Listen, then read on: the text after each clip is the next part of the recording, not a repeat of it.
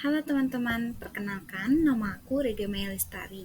Aku berasal dari Institut Sains dan Teknologi Al-Kamal, Program Studi Farmasi, Fakultas Sains dan Teknologi. Di sini, aku akan membahas tentang penentuan adulterasi daging babi pada nugget ayam menggunakan NIR dan chemometrik. Yang pertama ada pengertian pangan. Pangan merupakan kebutuhan yang paling mendasar bagi manusia, sehingga ketersediaan pangan perlu mendapat perhatian yang serius, baik kuantitas maupun kualitasnya. Dalam agama Islam, ada makanan halal dan makanan haram, begitu juga dengan minuman. Selain faktor keamanan pangan, faktor kehalalan suatu produk, pangan juga harus menjadi perhatian masyarakat Muslim. Bahan pangan dapat berasal dari tanaman maupun ternak. Produk ternak merupakan sumber gizi utama untuk pertumbuhan dan kehidupan manusia. Salah satu bahan pangan ternak yang mengandung nilai gizi tinggi adalah daging. Daging kaya akan protein, lemak, mineral, serta zat lainnya yang dibutuhkan tubuh. Salah satu olahan daging adalah nugget. Nugget adalah suatu bentuk produk daging giling yang dibumbui, kemudian diselimuti oleh perekat tepung, lumuran tepung roti, dan digoreng setengah matang, lalu dibekukan untuk mempertahankan mutunya selama penyimpanan. Seiring dengan kemajuan teknologi, terdapat berbagai produk pangan yang sangat beragam, dengan kualitas dan harga yang istimewa. Hanya saja, terkadang untuk mendapatkannya, diperlukan bahan-bahan yang diperoleh dari salah satu atau beberapa bagian dari tubuh babi, dan kemudian mencampur bagian tersebut dengan produk olahan makanan lain. Pencampuran bahan yang tidak diinginkan dalam suatu produk tertentu secara sengaja disebut adulterasi. Adulterasi berasal dari bahasa Inggris yaitu adulteration. Adulterasi merupakan campuran atau pemalsuan pada suatu produk yang tidak memenuhi standar. Selanjutnya ada pengertian daging. Daging adalah semua jaringan hewan dan semua hasil pengolahan jaringan-jaringan tersebut yang sesuai untuk dimakan, serta tidak menimbulkan gangguan kesehatan bagi yang mengkonsumsinya.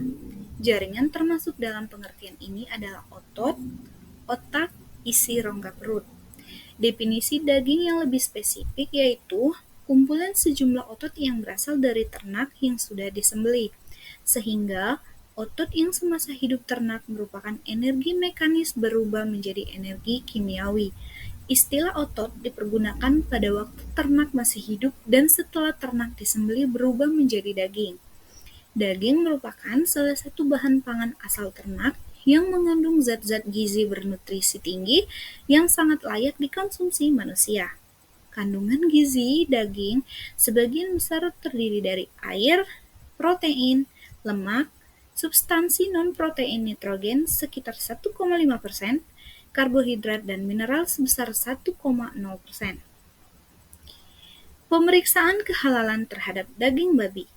Kehalalan suatu produk pangan sangat penting dijadikan pertimbangan dalam mengkonsumsi produk pangan. Untuk kategori makanan hasil olahan, kehalalan suatu produk pangan sangat tergantung pada halal dan haramnya bahan baku dan tambahan serta tergantung pula pada proses.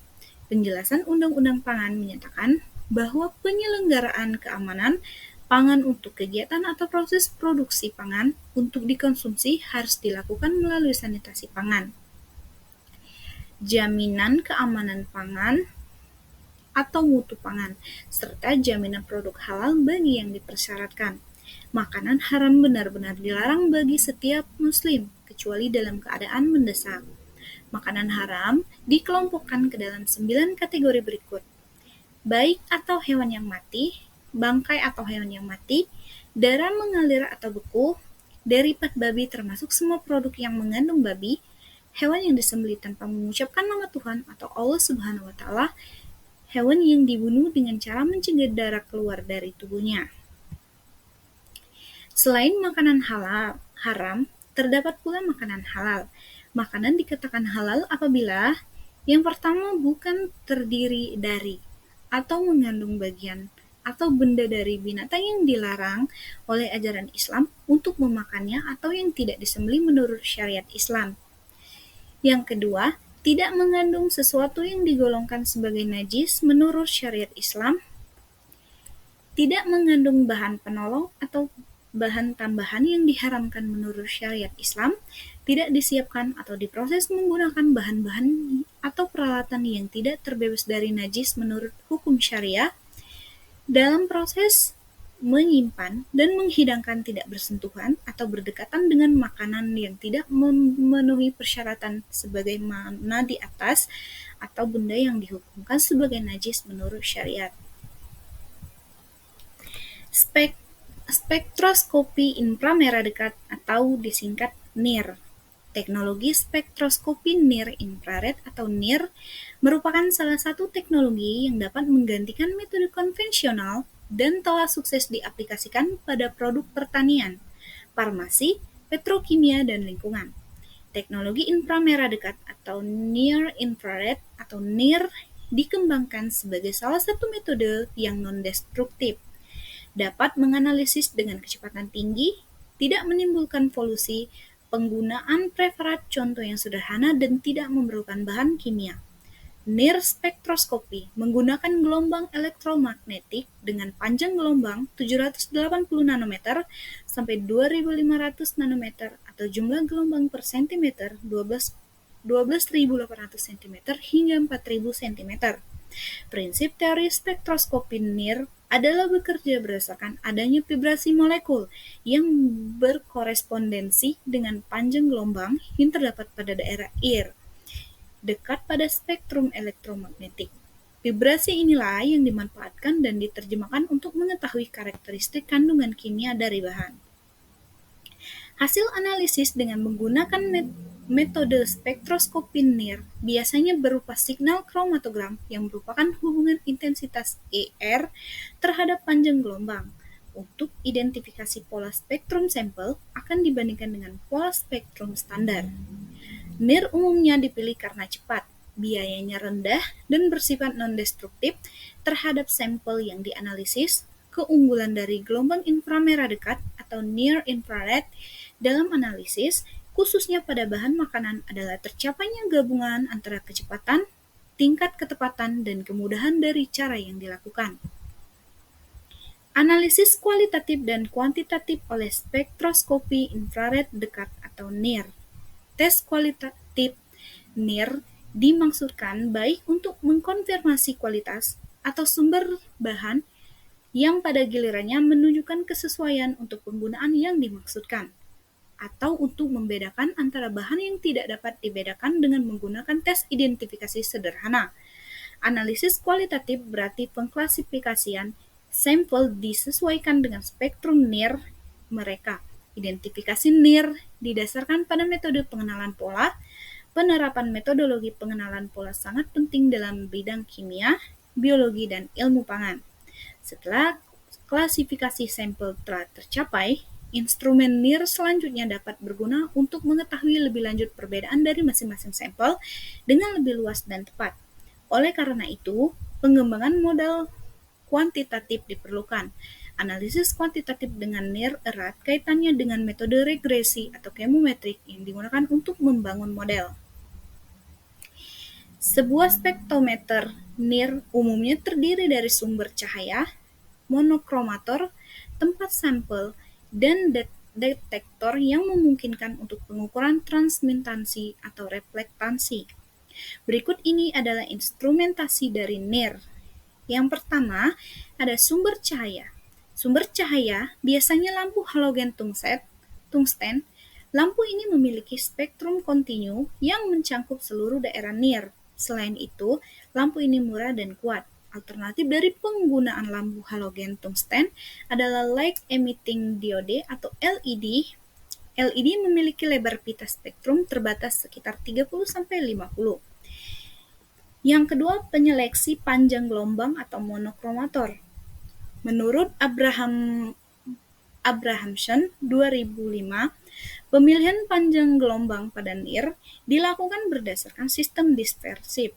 Pada sistem dispersif, kebanyakan cahaya polikromatik dari sumber cahaya terbagi menjadi beberapa panjang gelombang melalui sebuah kisi. Dispersi panjang gelombang yang dicapai dari kisi tersebut, berdasarkan pada jumlah alur yang menyala untuk mendapatkan resolusi tinggi dengan kisi yang sangat dispersif, yaitu kisi dengan banyak alur persatuan panjang, maka harus menggunakan kombinasi dengan jalan masuk yang berupa celah sempit. Celah sempit yang mengarah ke difraksi cahaya besar yang berarti bahwa sebagian besar kisi-kisi akan diterangi. Jarak yang jauh antara celah dan kisi-kisi juga akan menyebabkan penerangan yang luas dari kisi-kisi. Oleh karena itu, sejumlah besar alur diterangi. Faktor-faktor ini menimbulkan penukaran antara sinyal intensitas dan resolusi. Yang ketiga ada detektor. Menurut Reich tahun 2005, pemilihan detektor yang digunakan terutama bergantung pada kisaran panjang gelombang yang akan diukur. Adapun jenis detektor yang digunakan pada NIR meliputi silikon memiliki keuntungan cepat, kebisingan rendah, kecil dan sangat sensitif pada daerah tampak sampai 1100 nanometer.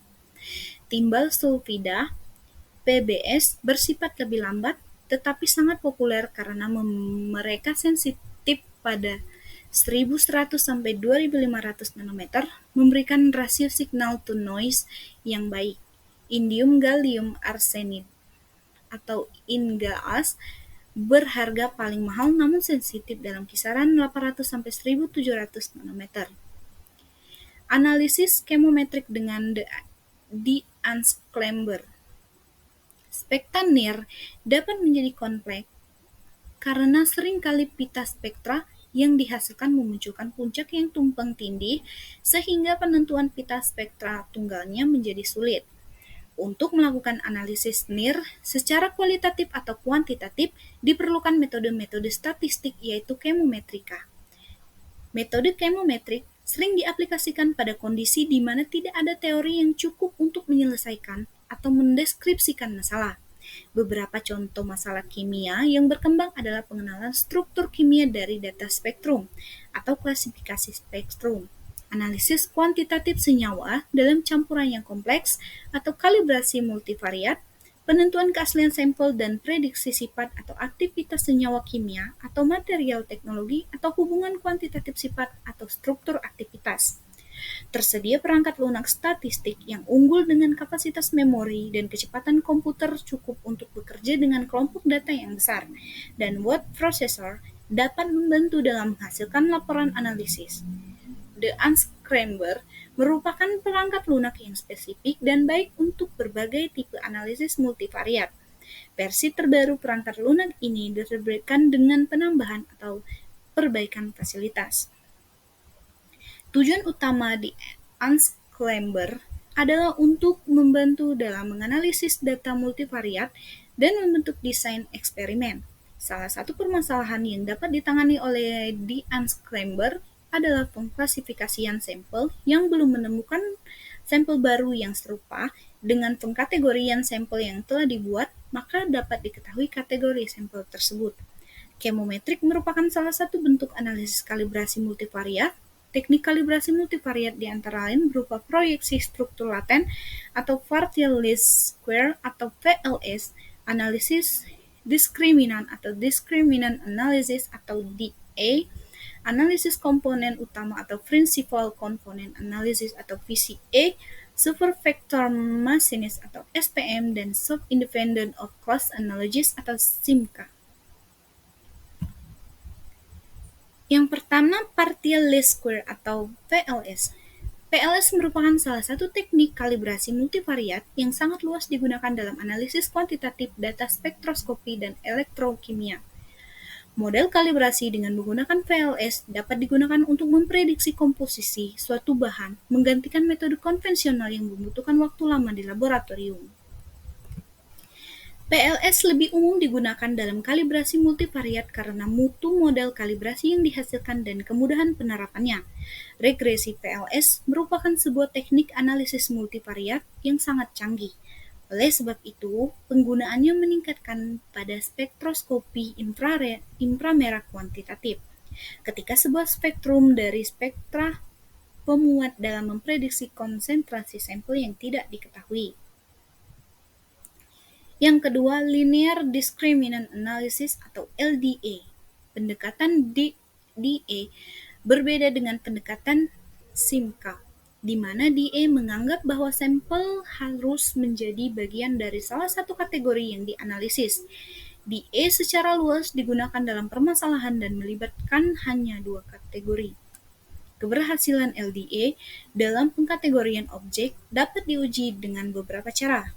Cara yang paling sederhana adalah dengan menggunakan model klasifikasi yang telah dibuat untuk mengklasifikasikan objek dan menentukan apakah hasil pengklasifikasian tersebut benar atau tidak. Objek yang diklasifikasikan merupakan bagian dari set data yang digunakan untuk membentuk model. Selanjutnya ada Principal Component Analysis atau VCA. VCA secara umum dikenal sebagai teknik interpretasi multivariat. VCA adalah teknik untuk menentukan komponen utama yang merupakan kombinasi linear dari variabel asli. VCA digunakan sebagai alat statistik melalui penggunaan komponen-komponen yang diturunkan dalam sebuah model regresi untuk memprediksi variabel respon yang tidak teramati menggunakan komponen utama. Komponen utama bertujuan untuk menjelaskan sebanyak mungkin keragaman data dengan kombinasi linear yang ditemukan yang saling bebas satu sama lain dan di dalam arah keragaman paling besar. Tiap-tiap komponen utama merupakan kombinasi linear dari semua variabel. Komponen utama pertama menjelaskan variasi terbesar dari data diikuti dengan komponen utama dan seterusnya. Komponen-komponen utama ini dipilih sedemikian rupa sehingga VC1 memiliki variasi terbesar dalam set data, sedangkan VC2 tegak lurus terhadap komponen utama pertama dan memiliki variasi terbesar berikutnya. Kedua komponen utama ini pada umumnya digunakan sebagai bidang proyeksi untuk pemeriksaan visual data multivariat. Jika jumlah varian dari VC1 dan VC2 lebih besar dari 70%, maka score plot memperlihatkan visualisasi dua dimensi yang baik. Selanjutnya ada Support Vector Machines. SPM merupakan pendekatan baru untuk klasifikasi di mana telah dikemukakan pada awal tahun 1990. SPM disebut sebagai metode pembatas. SPM tidak membentuk model kategori tetapi membentuk pembatas antara dua kategori. SPM diterapkan sebagai pengklasifikasian dua kategori, di mana SPM akan membedakan antara dua kategori tersebut. SPM akan membentuk Optimal Separating Hyperplane atau OSH dalam membatasi dua kategori OSH. OSH ini didefinisikan sebagai sesuatu yang dapat memberikan jarak pembatas secara maksimal terhadap dua kategori atau margin. Objek atau sampel yang berada pada garis tepi OSH disebut support vector. Self-Independent Modeling of Class Analogies atau SIMCA. SIMCA merupakan salah satu metode klasifikasi yang terdapat dalam The Unscramble. Model SIMCA dibentuk berdasarkan pembuatan model VCA dalam training set. Sampel yang tidak diketahui kemudian dibandingkan dalam model SIMCA dan pengkategorian dinilai berdasarkan analogi pada sampel percobaan. SIMCA digunakan untuk pengkategorian objek ke dalam lebih dari satu kategori secara simultan.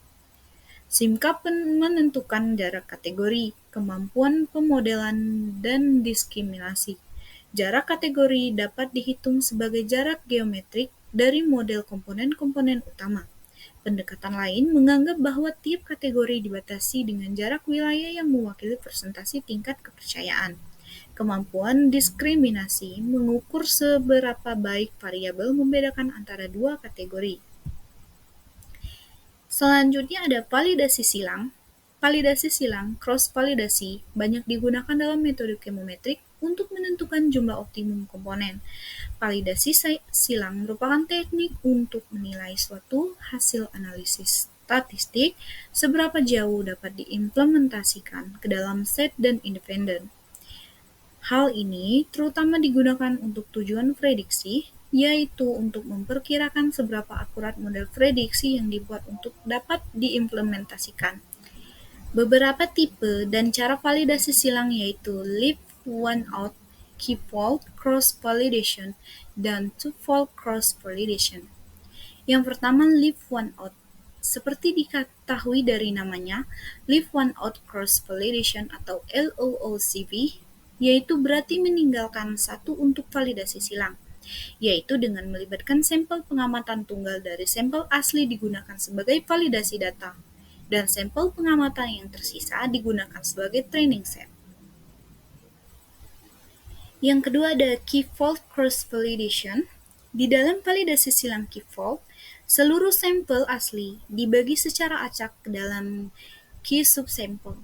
Dari banyak key subsample, sebuah subsample tunggal dipertahankan sebagai validasi data untuk pengujian model, dan sisanya key satu subsample digunakan sebagai training set. Proses validasi silang yang kemudian berulang kali atau lipatan dengan masing-masing K-subsampel digunakan tepat satu kali sebagai validasi data. Hasil K kali dari lipatan kemudian didapat rata-rata atau dikombinasi untuk menghasilkan estimasi tunggal. Keuntungan dari metode ini adalah seluruh sampel pengamatan digunakan secara acak dan berulang sebagai data pelatihan dan validasi. Yang selanjutnya ada two-fold cross-validation. Tipe ini merupakan variasi key-fold cross-validation yang paling sederhana. Pada pelaksanaannya, metode ini biasanya dilakukan dengan membagi data sampel menjadi dua bagian yang sama, yaitu training set yang digunakan untuk membuat model, sedangkan bagian yang lain untuk test set yang berfungsi untuk memvalidasi model yang telah terbentuk. Selanjutnya ada metode pembanding dengan sematese probe. Sematese probe adalah suatu tes menggunakan imunokromatografi yang digunakan untuk penentuan kualitatif darah babi dan lemak dalam makanan, kosmetik, sediaan farmasi, dan bahan produksi lainnya.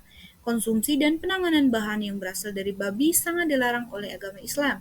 Selain itu, bagian tubuh yang lain dari babi juga dapat digunakan untuk pemalsuan pada bahan makanan dan produk kosmetik. Penggunaan tes strip ini didasarkan pada prinsip tes imunokromatografi dan dapat digunakan untuk menentukan kualitatif atau semi-kuantitatif antigen babi yang spesifik serum albumin babi.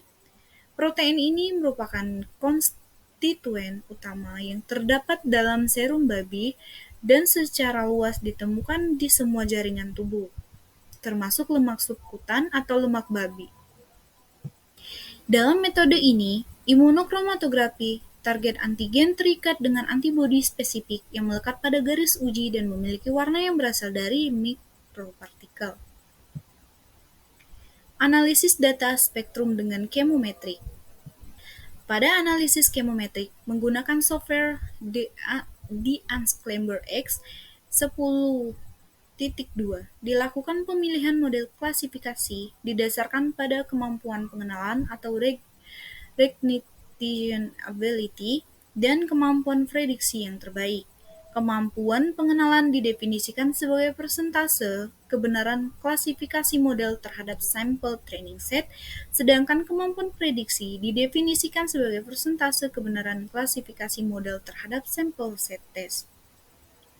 Metode yang digunakan untuk membuat model klasifikasi adalah Linear Discriminant Analysis atau LDA, Soft Independent Modeling of Close Analogies atau SIMCA, dan Support Vector Machines atau SVM. Data absorbansi yang diperoleh kemudian diklasifikasikan di mana sampel yang mengandung daging babi ditandai sebagai campuran, sedangkan sampel yang tidak mengandung daging babi ditandai sebagai murni. Model klasifikasi dikatakan valid apabila persen akurasi yang diperoleh sebesar 100%. Model klasifikasi yang terbentuk kemudian dapat digunakan untuk memprediksi klasifikasi dari sampel yang belum diketahui. Deteksi daging babi dari dalam sampel nugget ayam menggunakan spektroskopi, NIR, dan chemometrik. Sampel yang terpilih di-scan menggunakan spektrofotometer (NIR) seperti pada training set dan test set. Sebelum dilakukan pengukuran, alat dipanaskan selama 30 menit. Pada alat, diatur celah masuk pada monokromator sebesar 500 pm, penguat sebesar 200, waktu tanggap atau respon adalah smooth atau 1 ms, dan intensitas cahaya sebesar 14 volt.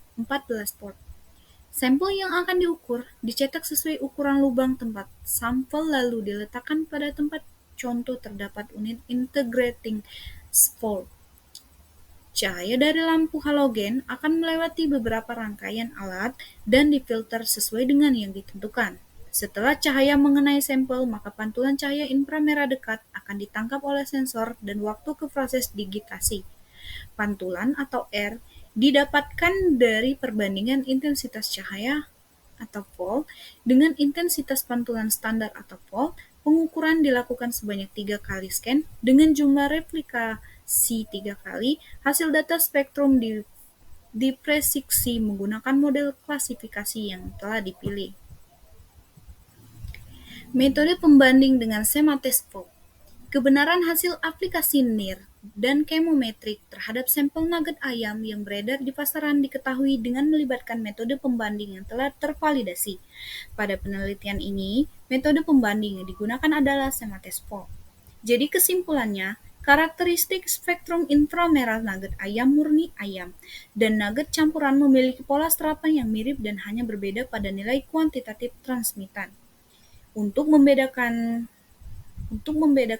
spektrum tersebut, digunakan model klasifikasi chemometrik berupa LDA, SBM, dan SIMCA pada set data dan model klasifikasi LDA dan SPM terhadap set data merupakan model klasifikasi chemometrik yang paling baik dengan kemampuan pengenalan sebesar 100% dan kemampuan prediksi sebesar 100%. Setelah dilakukan pengaplikasian terhadap sampel nugget ayam yang beredar di pasaran, diketahui bahwa merek daging